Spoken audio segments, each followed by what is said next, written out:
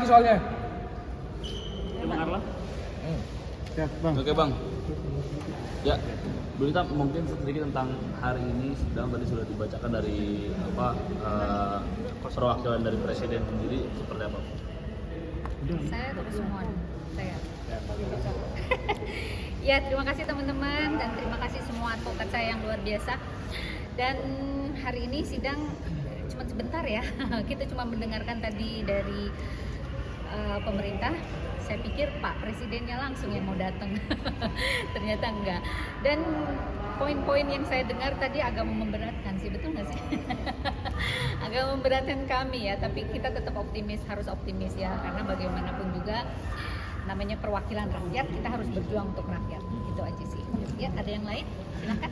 Jadi bukan memberatkan ya teman-teman ya. Ini kita luruskan. Jadi itu keterangan pemerintah, pasti bela pemerintah. Pasti. Ya kan, pasti bela. Tadi mengatakan membandingkan dengan biaya pendidikan dengan biaya kesehatan katanya besar. Jadi itu termasuk dalam sistem jaminan nasional. Jadi yang sejahtera mereka DPR RI. Makanya dapat pensiun seumur hidup. Makanya dapat diwariskan. Jadi kesejahteraan diwakilkan mereka. Itu yang sedang diuji. Jadi kalau keterangan tadi normatif. Tapi kita percaya dan yakin mahkamah masih tegak lurus. Betul. Tapi yang kita heran ya, kita harus melihat dari contoh yang artis itu ya. Artis apabila dia sudah di situ, apakah dia masih juga menjalankan profesi sebagai artisnya, nyanyi, konser dan sebagainya? Dia tetap loh melakukan itu. Kok bisa dia mendapatkan pensiun seumur hidup gitu, tanpa harus melihat dedikasi dia sebagai Sepertinya apa Mbak? Ahmad Dhani ya? Ahmad Dhani tentu. Dia ngapain Belanja aja? Mela. Apalagi kayak kemarin yang pakai rompi anti peluru ya? Nah, anti peluru segala macam. Apalagi yang bawa beras ya? Apakah itu mencerminkan sebagai seorang DPR yang harus kita bela dan DPR harus kita RI ya, berikan? bawa beras dapat pensiun seumur hidup, ya kan? Pertanyaannya, apabila dia sudah duduk di situ, harusnya dia konsentrasi untuk masyarakat dong. Tidak hanya untuk sibuk ngomentarin soal konser lah, syuting lah dan sebagainya. Pertanyaannya saya itu aja, simpel aja. Kalau mereka betul-betul dicabut atributnya, mungkin kita juga mikir 1000 kali juga untuk mempertahankan itu. Tapi tidak, tetap saya akan berdiri untuk masyarakat, untuk rakyat kita. Karena masih banyak sekali rakyat yang menderita hal ini. Demi kesehatan mental saya akan terus bersuara. Berarti gara-gara DPR ini sakit jiwa semua ya. Itu dia. Bencana pakai rompi anti peluru, pura-pura bawa beras depan kamera, terus ada anaknya lagi yang yang pura-pura depan kamera bersihin ngepel-ngepel. Jadi ya itu kan? apa? Pencitraan gitu ya. Hebat ya. Gitu ya teman-teman. Ada lagi yang dipertanyakan, kita mau sidang lagi. Bang, ini juga banyak banget masyarakat yang dukung atau netizen terkait penghapusan seumur hidup untuk pensiunan DPR. Gimana sih mungkin Bang mendengar banyak Ya sekali kita dukungan akan mengajukan saksi itu ada 60, tapi yang boleh dihadirkan secara offline hanya 2. Jadi sisanya keterangan 58 tertulis.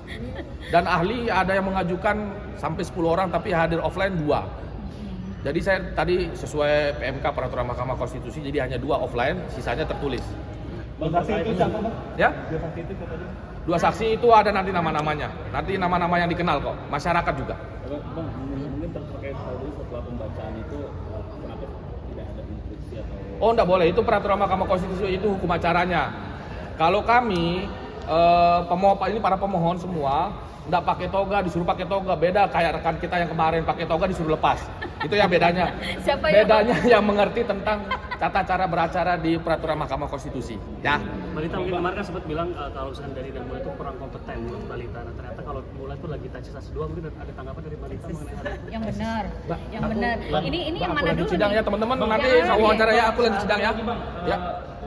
Terkait Ahmad Dhani? Ahmad Dhani minggu depan akan di sidang MKD ya. Nanti kami sampaikan jadwalnya. Chris lanjut. Iya. Gimana mungkin Balita mengenai Mulan yang sedang tes S2? Ya kita lihat dulu aja dia apakah benar dari tahapan yang semestinya atau loncat terbang. Kita lihat dong. Kan di situ ada fasilitas negara kan di situ ya, dalam tanda kutip loh ya. Karena yang diakui juga ke saya juga banyak yang ngomong kayak begitu, masalahnya yang saya ditawarin juga, makanya saya bisa ngomong gitu. Udahlah, gampang lah, bla bla bla bla. Jangan salah loh ya. Jadi ini melalui jalur yang benar atau tidak? Nah, kita lihatin. Artinya patut Mau dicurigai. langsung S3 juga bisa. Kenapa sih susah amat katanya gitu.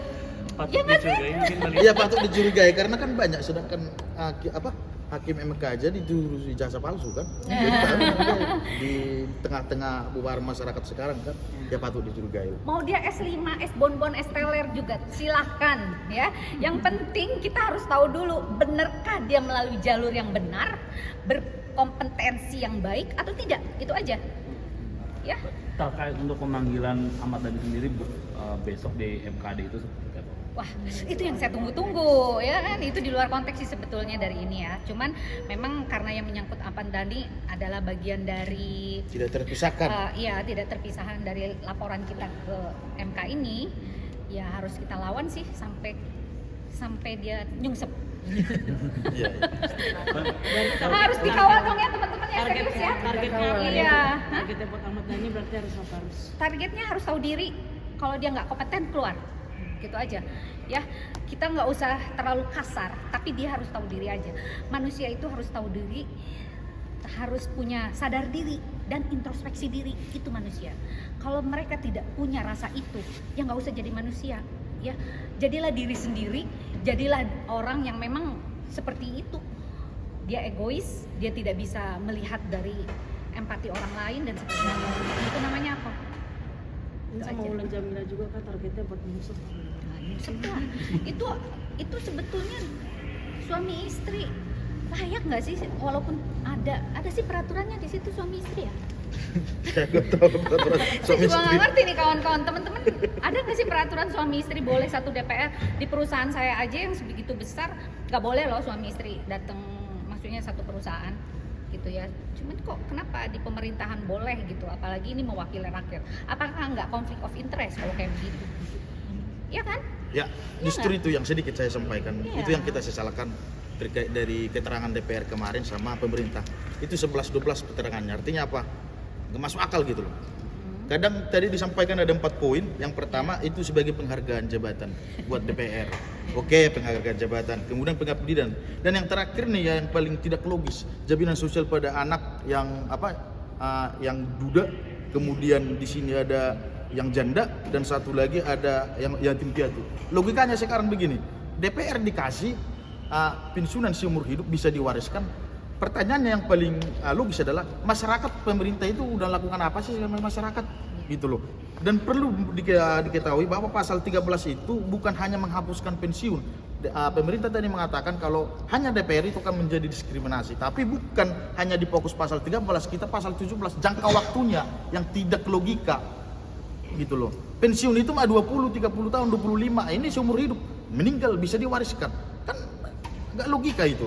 Dan kemudian terkait dengan itu menjadi pemborosan serta menjadi pensiunan itu menjaga independensi DPR dari gangguan administrasi. Pertanyaannya, lembaga paling koruptor di Indonesia paling banyak dari mana? Nah, masyarakat aja menilai. Kenapa itu menjadi alasan administrasi? Enggak. DPR independensi enggak kalau kita nilai. Kalau menurut keterangannya ya, banyak koruptor kok.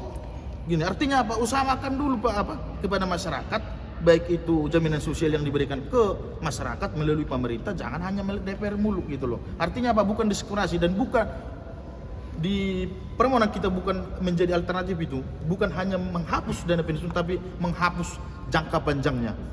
Itu teman-teman. Itu sih yang paling ingin saya sampaikan untuk sidang hari ini. Berarti mungkin ada perkembangan laporan dari pihak sana kembali itu gimana? Ada update nggak sih? Maksudnya Kan pertimbangan dari pihak sana ngelaporin Mbak Lita ada proses mungkin pemeriksaan sanksi segala macam, mungkin atau Mbak Lita ada pemeriksaan lagi. Sudah semua, tinggal tunggu pemeriksaan langsung dari dia. Si Daninya atas laporan kita pencemaran nama baik itu saya nggak tahu udah belum. Oh, dari Cuman laporan Denny sendiri Sumargo kemarin kan yang hari yang waktu kita sidang kemarin udah dipanggil. Kalau dari laporan pihak sana belum ada pemanggilan lagi mungkin. Gak ada. Yang pertama kan itu, saya nggak tahu dah keterangannya bagaimana. Yang penting sampai sekarang belum ada panggilan segala macam.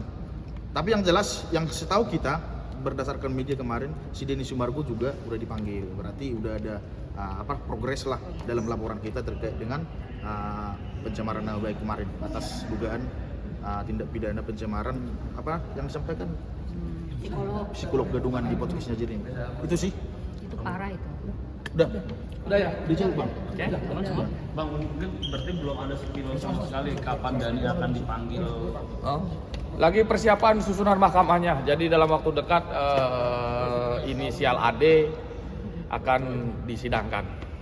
Nanti kami juga dipanggil juga sebagai pengadu, Ibu Lita, saksinya juga nanti saya. Untuk di Polda Metro Jaya sendiri? Polda Metro Jaya kemarin baru Denny Sumargo ya diklarifikasi ya, disaksi sebagai saksi. Jadi untuk lanjutannya nanti kita lihat SP2HP-nya. Itu ya teman-teman. Terima kasih banyak. Oke. Gitu ya. Poin yang paling penting, gugatan ini permohonan penghapusan pensiun DPR karena DPR RI diisi oleh artis, termasuk Ahmad Dhani. Di dalam posisinya ada Ahmad Dhani, Mulan Jamela sama Meli Guslo. Dan kemarin saya belum masukkan juga yang ngangkat beras sama yang pakai rompi perang. Terima kasih. Ya. Terima kasih banyak.